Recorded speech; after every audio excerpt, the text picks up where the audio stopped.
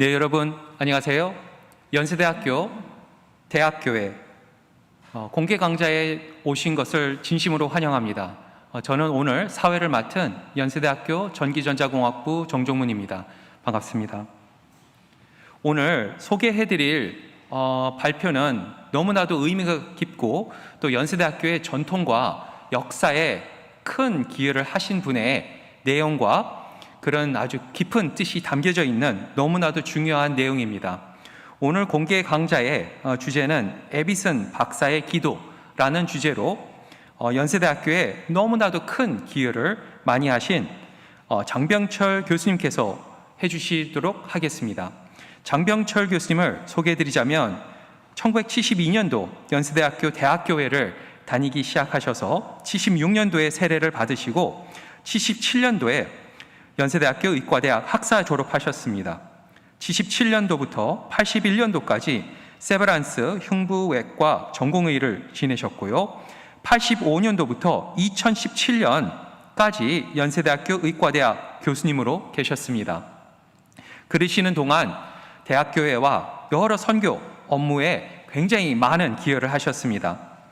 1987년부터 89년도까지는 미국의 흉부외과 학회 에버트 그레이햄 펠로십을 받으셨고요. 2008년도부터 2012년도까지는 연세대학교 세브란스 병원 심장혈관병원 원장님을 지내셨습니다. 그리고 2017년도 9월 달부터 현재까지 차병원 의과대학교 석좌 교수로 계시고요. 그리고 분당 차병원에서 흉부외과 교수로 기여를 하고 계십니다. 오늘 귀한 발표를 해주실 장병철 교수님께 큰 박수 부탁드립니다.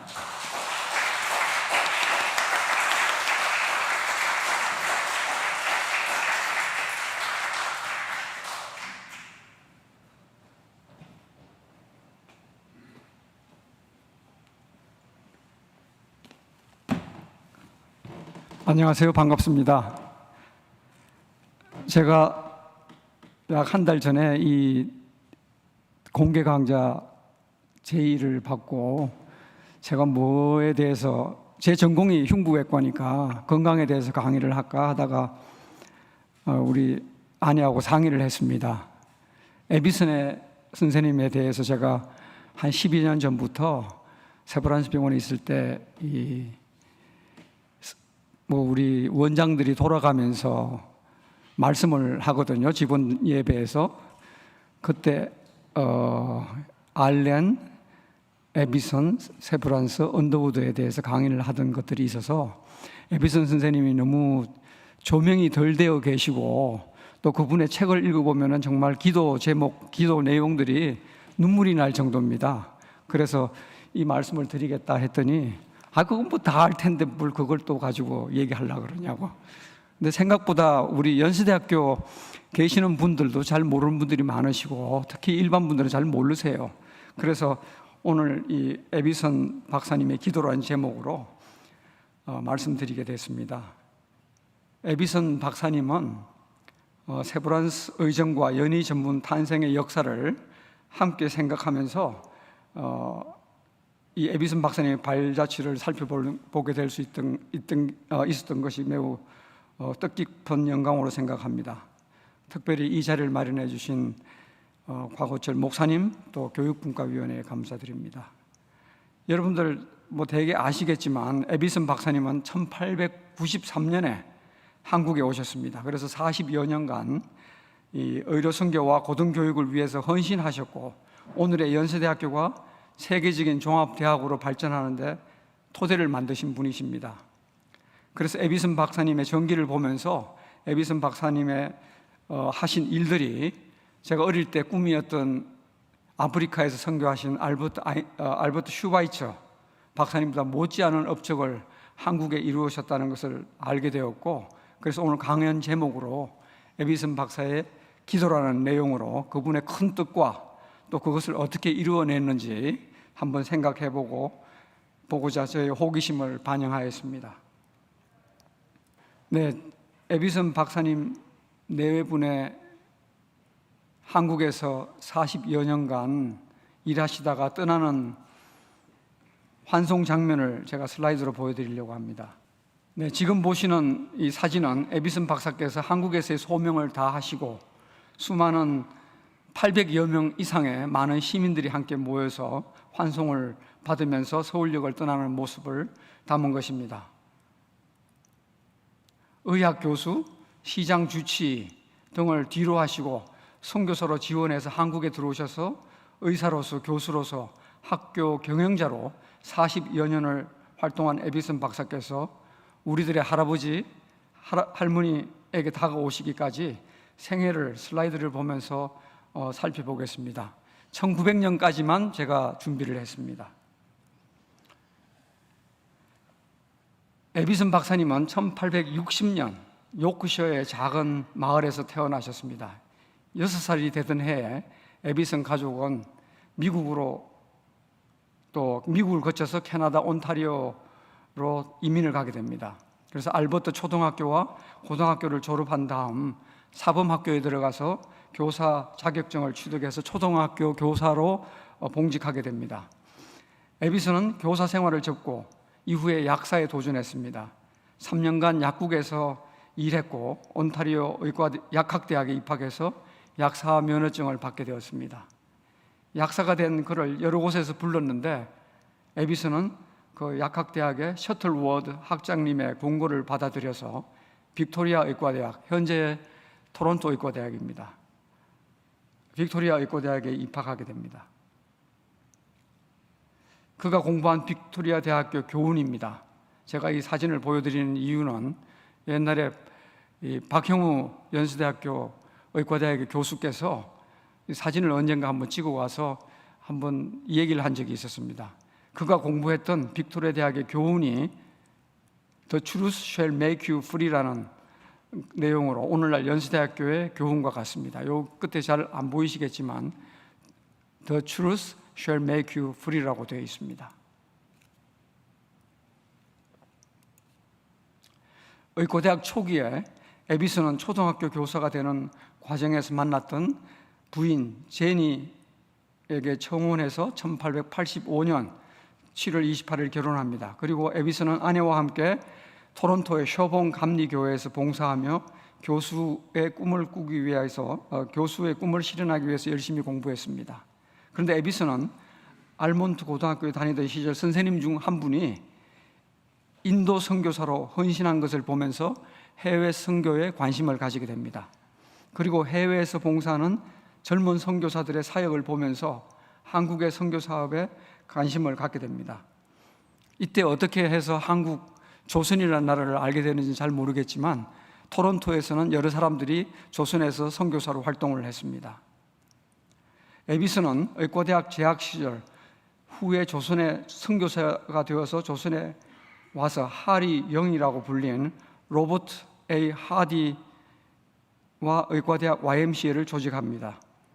이 첫 모임을 에비슨 집에서 가졌는데 그 이후에 의과대학 강당에서 열린 총회에서는 에비슨이 첫 기도 순서를 맡게 되었습니다. 그래서 에비슨이 말씀하십니다. 에비슨은 학생들을 바라보면서 자신이 첫 공식 행사의 기도를 맡게 된 것에 대해서 감격했다고 합니다. 그러면 에비슨은 어떤 내용으로 기도했을까요? 그 당시에 많은 학생들이 선교사로 지원해서 학생 자원 전도단이 조직되었는데 관련된 한 분께서 학생들이 대학을 졸업하고 인구 600~700명당 의사가 한 명이 있는 미국이나 캐나다에서 개업을 하고 편하게 살 것인가, 그렇지 않은 현대의술에 대한 아무런 지식이 없는 나라로 가서 개척 사업을 하겠는가 라는 강연을 했습니다. 해외 선교에 관심을 촉구하게 됐습니다. 이때 하디는 의료 선교사가 되기 위로 결심하였다고 합니다. 그리고 토론토 대학 출신인 제임스 게일과 몇몇 상인이 조직해서 파송한 펜윅이 한국에서 선교사로 활동하고 있었습니다.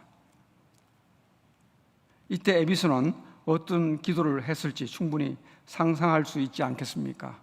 실제로 하디는 이미 조선에서 활동하는 게일과 함께 일하기를 소망했다고 합니다.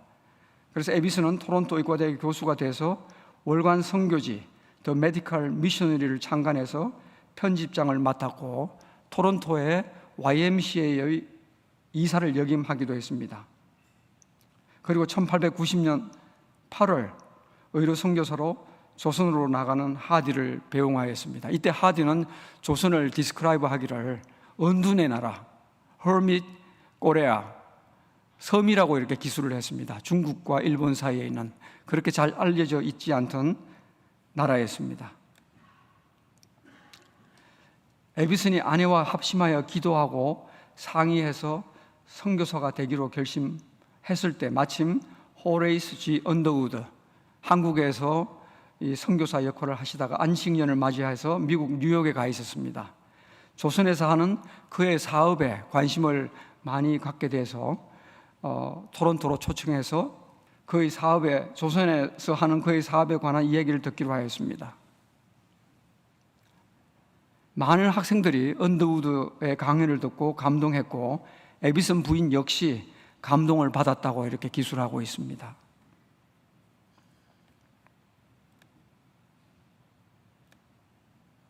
에비슨은 당시에 언더우드를 집으로 초대했습니다. 그래서 저녁 식사를 함께 하면서 이 얘기하던 중에 그 자리에서 언더우드는 에비슨에게 조선으로 나오지 않겠느냐라고 물었겠죠. 에비슨 부부는 언더우드에게 그들이 장차 하나님께서 인도해 주시기를 기도하고 섬기는 일에 우리가 가야 한다면 주저하지 않고 가겠노라, 이렇게 사실을 말해드렸습니다. 그때 마침 미국 북장로회 선교본부에서는 한국에 보낼 의사를 찾고 있었고 언더우드 목사는 에비슨을 적임자로 선교본부에 소개를 하게 됐습니다. 에비슨은 선교본부의 초청을 받고 1893년 1월에 뉴욕으로 가서 선교본부의 총무인 프랭크 엘린 우드를 만납니다.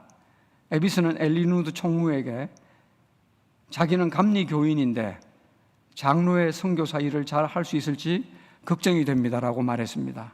그러자 엘린 우드 총무는 장로 교인으로 만들기를 원하지 않으며 조선에 가서 선교 사업이 활발히 타오르게 하기를 원할 뿐이라고 이렇게 훌륭한 말씀을 드렸습니다. 에비슨 박사님은 당시에 교파 연합에 대해서 대단한 열기를 가지고 있었다고 합니다.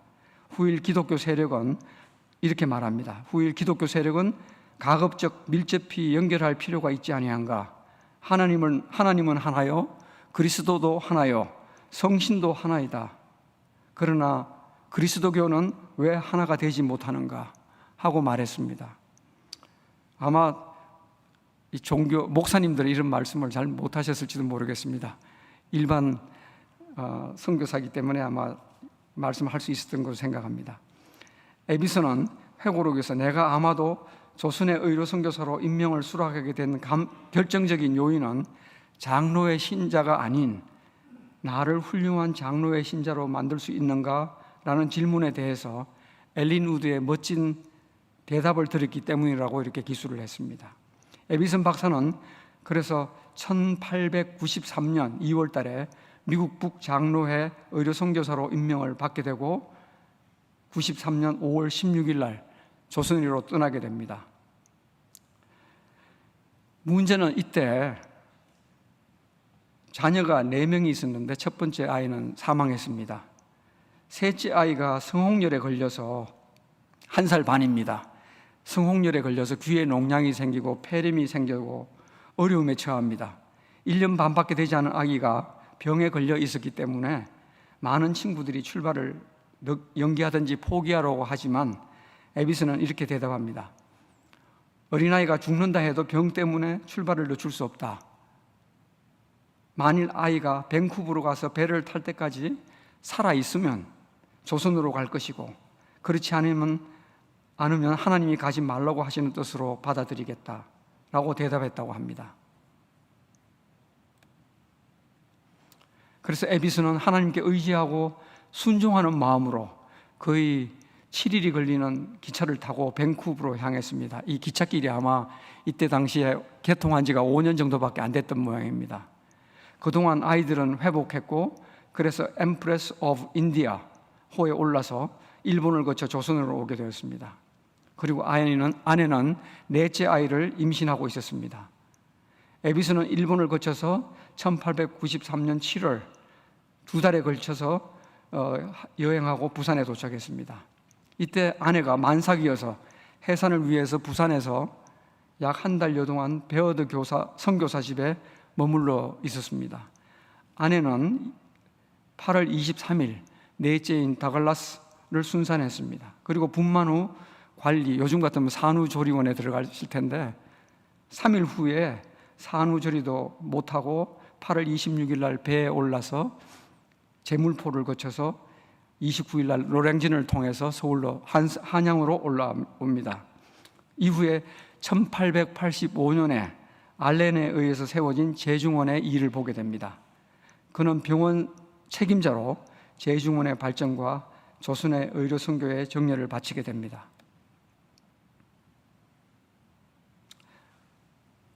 우리 반주 선생님 오셨나요? 예. 신동일 오르가니스트 선생님 감사합니다. 조선에 입성한 지 4개월이 지났을 때 캐나다에서 짐이 도착했습니다. 11월입니다. 특히 조선에 첫 번째 들어오는 것으로 생각된 이 피아노가 이상이 없는지 확인하고 피아노가 안전하게 집으로 도착한 것을 확인한 에비슨 가족은 아내에 맞춰서 이 노래를 찬송합니다. 만복의 근원 하나님을 불렀습니다. 그래서 함께 그 감격을 같이 누리기를 바랍니다.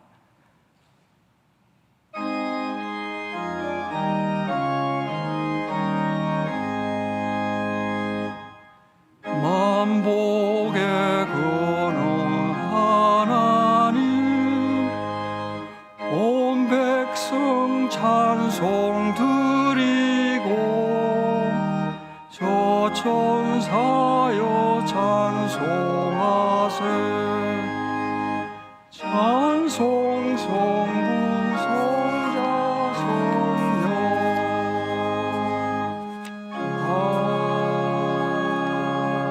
아멘. 신동일 선생님 감사합니다. 얼마나 감격스럽습니까?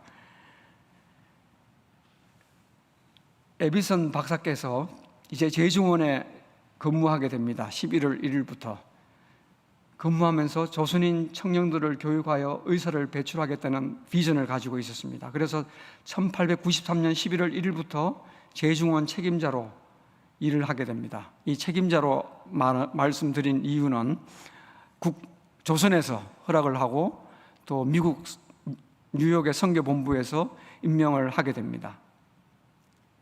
에비스는 제중원에서 일하는 동안 많은 것들을 관찰할 수 있었습니다. 이 무렵 진료에 많은 어려움을 겪은 에비스는 조선의 의료 사업의 장래에 대해서 많이 고민을 하고 생각을 하게 됩니다. 병원 구조를 개선하고 조선인 의사를 양성해야만 더 나은 의료 환경을 조성할 수 있다고 판단하게 됩니다. 그리고 청결 의식의 부족, 빈약한 음식물 섭취, 밀집된 가옥 구조. 이 오른쪽에 있는 사진이 구리개 제중원인데 4채가 있었는데 이렇게 다닥다닥 붙어 있습니다.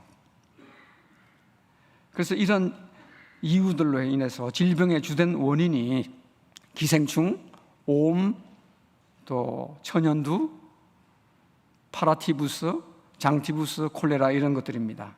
그래서 이 전염병의 심각성을 알게 되었고 에비슨 박사께서도 발진티부스에 걸려서 의식을 잃고 며칠 동안 깨어나지 못한 이러한 생명에 위험한 적도 있었다고 합니다. 여러분들 발진티부스가 왜 생기는지 잘 아시는 분도 있겠지만 잘 모르시죠?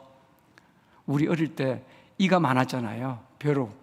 이것들이 이제 전염을 시키는 겁니다.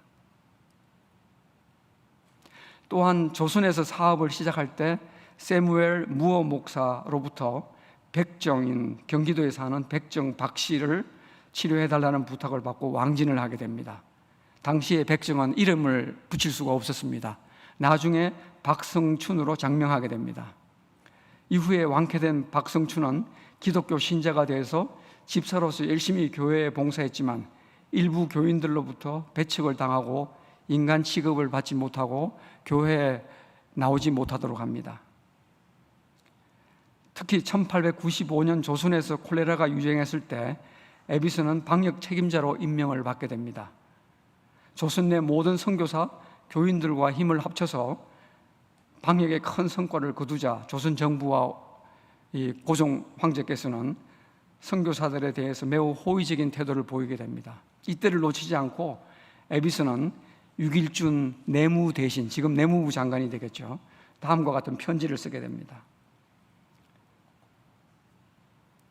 각하, 조선의 백정이 살아가면서 겪는 큰 어려움에 대해 새삼주의를 환기시킬 필요는 없을 것 같습니다. 그들은 사회의 유용한 구성원이며 다른 사람들에 비해 지능이 떨어지지도 않습니다. 하지만 성인의 상징인 상투를 틀고 갓을 쓰는 명예로운 관습은 허용되지 않습니다. 오랫동안 고통을 받는 집단에게 그런 정의로운 조치가 내려지는 것을 국민들 모두가 크게 기뻐할 것이라는 것을 확신합니다. 얼마나 감동적인 노예 해방 운동이겠습니까? 며칠 뒤 유대진은 크게 기뻐하며 즉시 전국 방방곡곡의 백정들의 사모관대 착용을 허락한다는 내용에 방을 붙이라고 명을 내립니다. 한편 에비슨은 백정 박성춘의 아들 박서양에게 의학 교육을 시켜서 후일 의사로 제1회 세브란스 의학 전문학교 졸업생으로 배출하게 됩니다.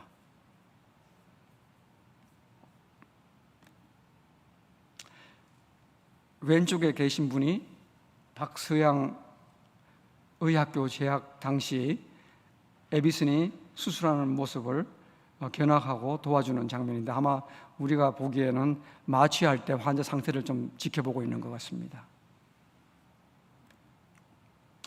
에비슨 박사께서는 제중원에 파견된 정부 관리들의 심각한 부패 모습과 일본이 한양에 최신 병원을 설립하겠다는 이런 계획을 생각하며 언두우드와 함께 하나의 크고 좋은 병원을 구상하게 됩니다.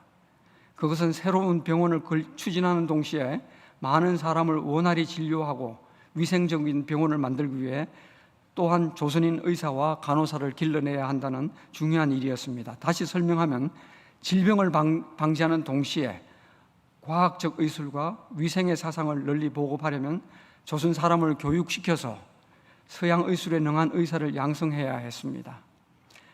에비슨은 토론토 대학에서 의학과 약학을 교수한 자신의 경험을 살려서 의학 교육을 체계적으로 시작했습니다. 의학 교육을 위해서 가장 먼저 해결해야 할 것이 의학 교재입니다. 의학 기초가 많이 부족한 학생들을 위해 조선어로 번역된 교과서가 있어야 했습니다. 그래서 에비슨은 김필순이라는 배재학당 졸업생, 영어를 잘했다고 합니다, 에게 학비를 대어주며 지금도 사용하고 있는 그레이 해부학, 중요한 책입니다. 그래서 그레이 해부학을 번역하게 됩니다. 의사와 간호사를 양성할 병원과 학교를 건립하기 위해 많은 기도를 하였을 것으로 생각을 합니다. 결론부터 말씀드리면 에비슨은 기도의 응답을 받았습니다. 1899년 6년 후에 에비슨 박사는 건강도 악화돼서 안식년을 맞아서 캐나다 고향으로 일시적으로 귀국합니다. 그곳에서 현대식 건물을 추진합니다.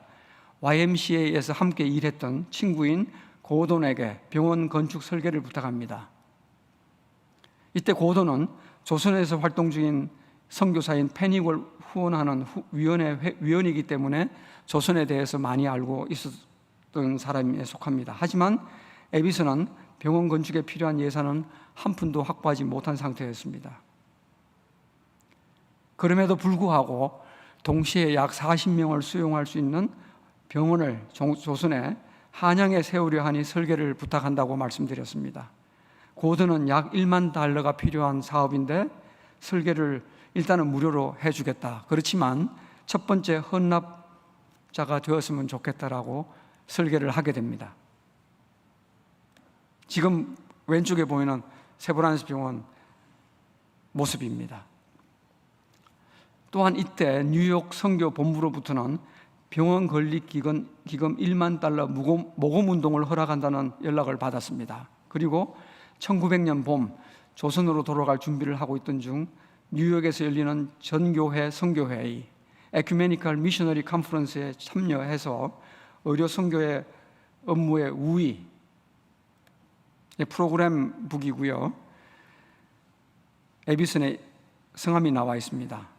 Committee in Medical Work라는 제목으로 강연을 해달라고 했습니다. 에비슨은 선교 사업에 있어서 의료 선교와 여러 교단 간의 협력이 굉장히 중요하다고 생각하고 있던 차에 이 강의 내용이 중요하다고 생각하여 강의를 수락하게 됩니다.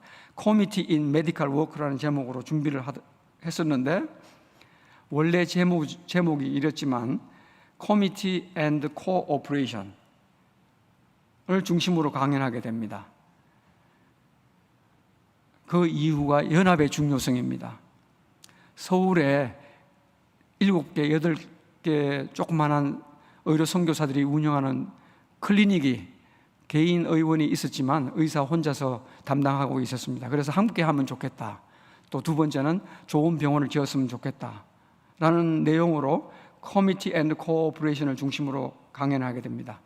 강연 후 오전 회의가 끝날 무렵 에비슨을 찾는 사람이 있다고 하여 달려가 보니까 엘린 우드 총무가 연단의 한복판에 서 있는 노년의 세브란스 씨를 소개하게 됩니다. 저는 루이스 헨리 세브란스라고 합니다. 네, 저는 올리버 에비슨입니다. 오전에 연설하신 논문을 읽기 알고 있습니다.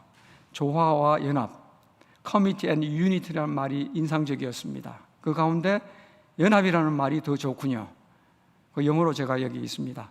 서울에 한양에 7개, 8개의 선교병원이 있다니 또 다른 교단의 병원을 만들 필요가 없겠군요. 라고 세브란스 씨가 질문합니다. 그렇습니다. 7개, 8개의 병원이 그 어느 것도 병원이라고 볼 수 없을 정도로 빈약합니다. No one of them is properly equipped and each is handled by one doctor without even one nurse. 이렇게 대답을 합니다.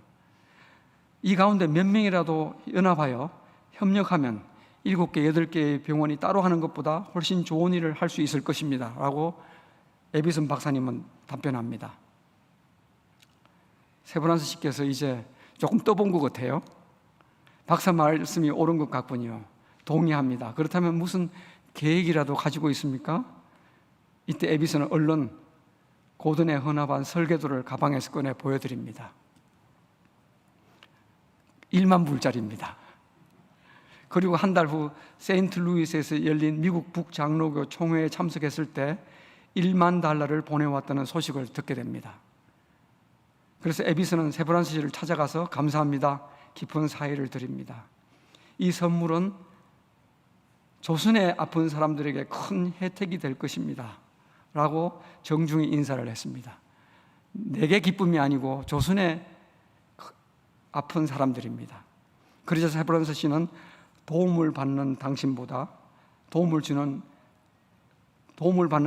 기쁨보다 도움을 주는 내 기쁨이 더 큽니다. 당신도 그것을 알게 될 것입니다. 하고 사도행전의 말씀을 인용하여 말씀하시게 됩니다.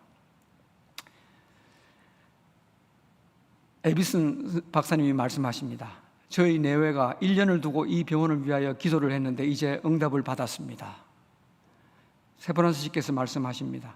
지난 1년 동안 병원을 하나 짓는 것이 나의 소망이었는데 어느 곳에 지어야 할지 결정을 못하던 중 당신의 강연을 듣자 그곳이 조선의 한양이라는 것을 깨닫고 기부를 결심하였습니다.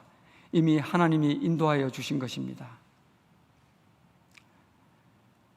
한국에 세브란스 씨께서 오셨을 때 사진입니다. 한복을 입고 이렇게 오셨다가 돌아가시고 한 4년 후에 미국으로 귀국하신 다음 사망하셨습니다. 이제 강의를 마무리해야 할 시간이 된 것 같습니다. 에비슨 박사님은 조선의 세브란스 병원과 의학교를 세워서 하나님의 사랑을 실천하는 의료 선교사로 교육자로 봉사하시고 캐나다로 돌아가시기 전 다음에 성경 말씀으로 마지막 설교를 하셨습니다. 낙심하지 말고 꾸준히 선을 행합시다. 꾸준히 계속 하노라면 거둘 때가 올 것입니다. 갈라디아서 6장 9절의 말씀입니다. 갈라디아서의 이 말씀을 의지하며 쉬지 않고 감사하며 기도를 드렸을 에비슨 박사님을 기억하는 우리가 되었으면 하는 마음입니다.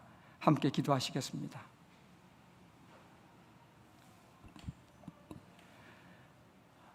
일찍이 무지하고 어지럽던 조선의 알렌, 언더우드, 헤론, 에비슨 등 선교사들을 통하여 하나님을 알게 하시고 세브란스 병원 의학교, 연희전문학교 그리고 연세대학교로 발전할 수 있도록, 그리고 대한민국이 발전할 수 있도록 인도하신 하나님께 감사드립니다.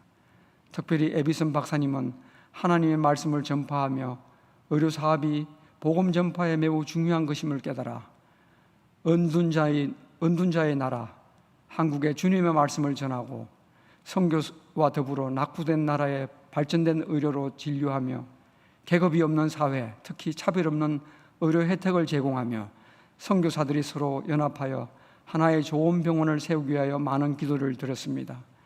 그리고 교육을 통한 현지 인력을 양성하기 위하여 항상 기도를 드렸으며, 이에 기도와 더불어 순종하며 실천하는 삶으로 하나님께 대한 응답을 받았습니다.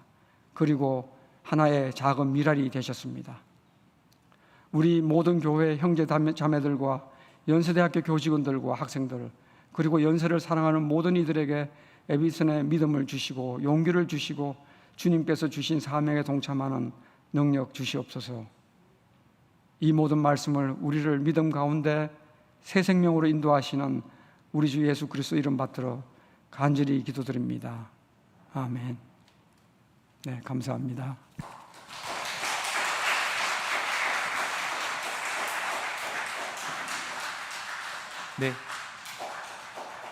네, 감사합니다.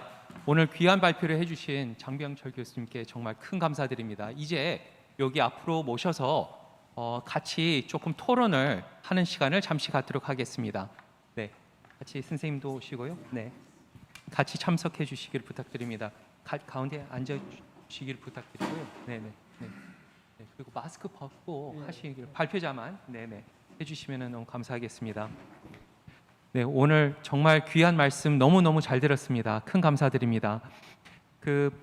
제가 생각하기에 이런 정말 구체적인 이 역사에 대한 내용과 또 세브란스 병원이라고 하는 어마어마한 이런 시설이 이러한 정말 귀한, 너무나도 많은 분들의 기여와 계획에 의해서 이루어진 것은 정말 굉장히 놀랍고, 그 결과가 바로 옆에 있는 세브란스 병원의 모습을 볼 때 정말 하나님의 엄청난 기적이라는 것을 그냥 실감하게 되는 그런 것이라고 생각을 합니다.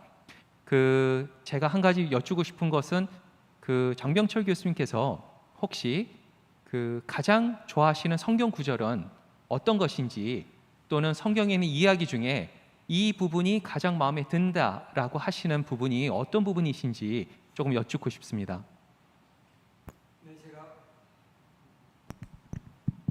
제가 마지막에 보여드린 성경 갈라디아서 6장 9절이 김명선 전 의료원장님 50년대 또 연세대학교 연희전문과 세브란스가 통합하게 된 당시에 중요한 역할을 하신 김명선 선생님께서 좋아하시던 또 내용이고요.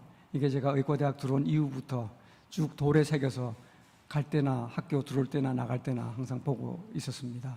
또 저희들이 요즘에 흉부외과 그러면 4D 중에 하나거든요. 3D에다가 돈도 못 버는 과에서 4D라고 하는데요. 이런 일을 하면서 꾸준히 하다 보면은 성공할 때가 오는 것을 제가 조금씩 피부로 느낍니다. 그래서 지금도 사진 찍어서 보여드린 이유가 제가 항상 좋아하고 내 마음속에 이 삶의 진리로 이렇게 따라가기 위해서 이 말씀을 좋아하게 됐습니다. 네, 큰 감사드립니다. 그리고 오늘 같이 패널리스트로 참석해 주신 조금 본인 소개와 그 다음에 질문도 조금 부탁드리도록 하겠습니다.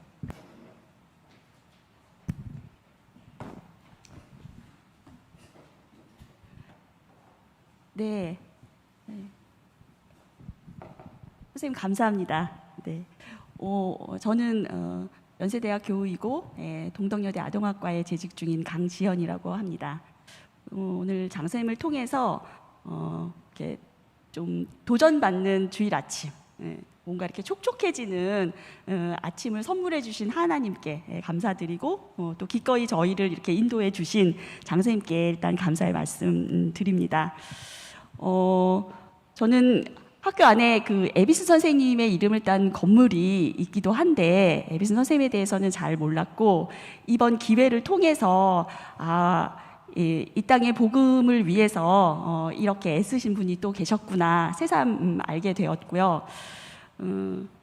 그리고 일단은 정말 하나님과 복음을 위해서 헌신한 그 지성을 통해서 하나님이 어떻게 이 땅에 복음을 이렇게 계속 전진시키셨는지 그 역사를 보니까 굉장히 마음이 뜨겁고 또 새로워지고 그런 생각이 많이 들었습니다.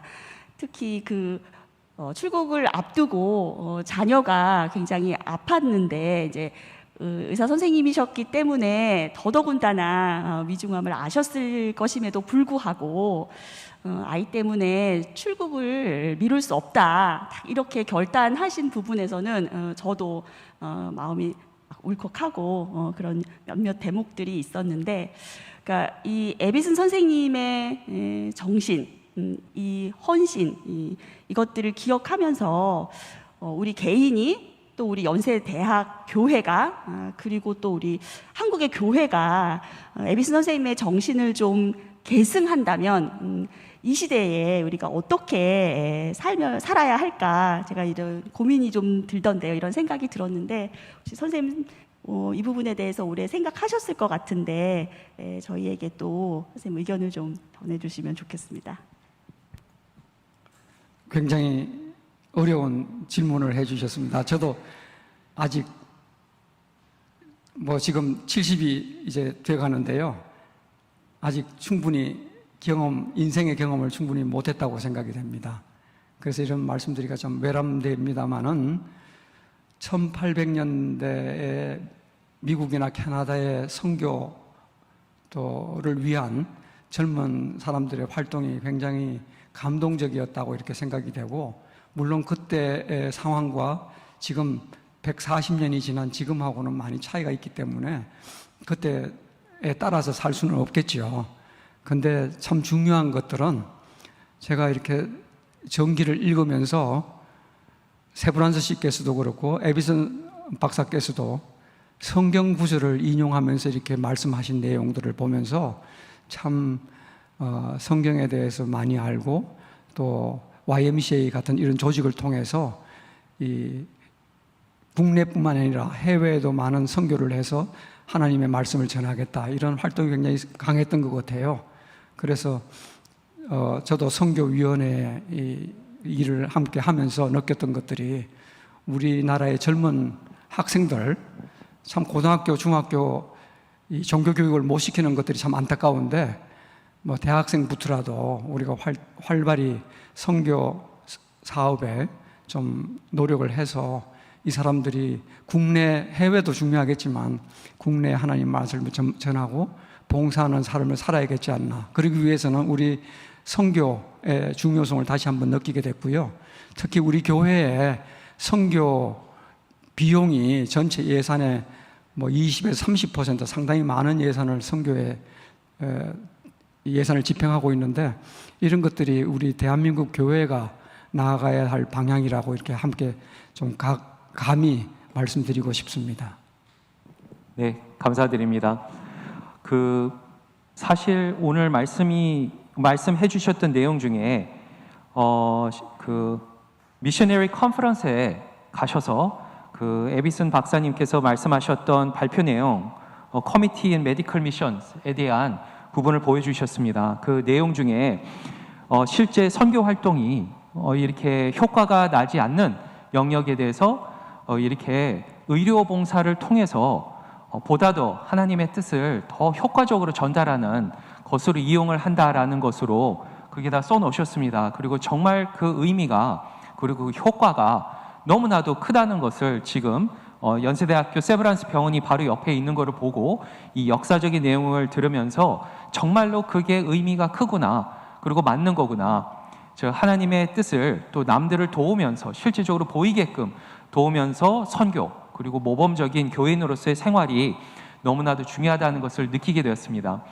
그 연세대학교와 세브란스, 연세대학교와 세브란스를 어떻게 보면 약간 별도로 생각을 하셨을 때 조금 더 선교 활동이라든지 또는 하나님의 말씀을 전하는 그런 복음 전파 효과 같은 거를 어떻게 하면은 더 효과가 좋으실지 이렇게 교수님의 좀 생각을 듣고 싶습니다. 네, 간단히 시간이 많지 않기 때문에 말씀드리면요. 에비슨 박사님께서 한국에서 진료를 하실 때 그분의 회고록에 쓰여 있습니다. 언더우드 박사님께서 꼭 같이 다니시면서 본인은 진료 활동을 할 때 언더우드 박사님은 선교 활동을 하고 선교지를 나눠주고 말씀을 전했다. 사실은 이게 코오퍼레이션, 연합이거든요. 저도 몽골에 가서 이렇게 보면은 선교사님들 많이 와 계세요. 근데 그분들에게 진짜 필요한 부분들을 도와주면서 선교는 자동적으로 할 수 있다고 이렇게 생각이 됩니다. 그래서 우리 세브란스와 연세대학교가 함께 어디 진료도 하고 교육도 하고 뭐 이런 컨설테이션도 해주고 이런 활동을 함께 한다면은 큰 효과가 이게 에비슨 박사님의 평소에 생각했던 것들로 생각이 됩니다. 네, 큰 감사드립니다. 저기 사실은 아까 그 강재현 교수님께서 본인 소개를 해주셔서 너무 감사드리고요. 강재현 교수님께서는 연세대학교 대학교에 이렇게 교육분과에 굉장히 큰 기여를 많이 하십니다. 그래서 항상 감사드리고요. 혹시 추가적으로 짧은 질문 하나 정도 할 시간 정도는 있을 것 같습니다. 네네, 한번 부탁드리겠습니다, 교수님. 네, 그 선생님께서 좋아하는 성경 구절을 소개해 주셨는데 우리가 선을 행하지만 그렇지만 중간중간에 낙심도 하게 되고 지치게도 되고 그래서 좀 주저하고 또 힘이 빠질 때가 있지 않습니까? 네, 이렇게 어떻게 하면 우리가 계속해서 또 힘을 내고 계속 그 우리의 처음의 목표를 향해 표대를 향해 계속 정진할 수 있을까? 선생님만의 어떤 비법이라도 좋고요. 아니면 또 추천해 주시는 어떤 말씀도 좋고 어떻게 하면 우리가 계속 가야 할 길을 잘 갈 수 있는지 말씀을 좀 부탁드리고 싶습니다. 굉장히 선생님. 어려운 말씀입니다. 뭐 성경 말씀하고 좀 다른 내용일지 모르겠지만 그냥 기도하고 뚜벅뚜벅 갑니다. 끝까지 하고 있습니다. 실망이 될 때도 있죠. 그렇지만 언젠가는 기쁨이 오는 것을 기대하고 뚜벅뚜벅 갑니다. 네, 감사합니다, 선생님. 네, 그 오늘 대학교의 공개 강좌에 관련된 순서는 바로 뒤에 있을 또 예배를 준비를 해야 되고 또 성가대 연습 등이 있기 때문에 이 정도에서 마무리를 지어야 될 것 같습니다. 먼저 오늘의 공개 강좌가 있도록 준비를 해주시고 모든 것을 지도해 주신 곽호철 담임 목사님께 너무 감사드리고요. 또 행사의 준비와 진행을 이끌어 주신 이혜석 목사님, 김영수 목사님 너무 감사드립니다. 그리고 우리 천세훈 교육분과 위원장님의 큰 수고도 너무 있으셨고요. 오늘 또 강재현 교수님의 큰 수고도 너무 크셨습니다. 그리고 가장 중요한 거는 장병철 교수님의 너무나도 좋은 발표와 질의에 대한 답변 정말 큰 감사드립니다. 큰 박수로 해주시기를 부탁드리며 마무리 짓도록 하겠습니다. 감사합니다.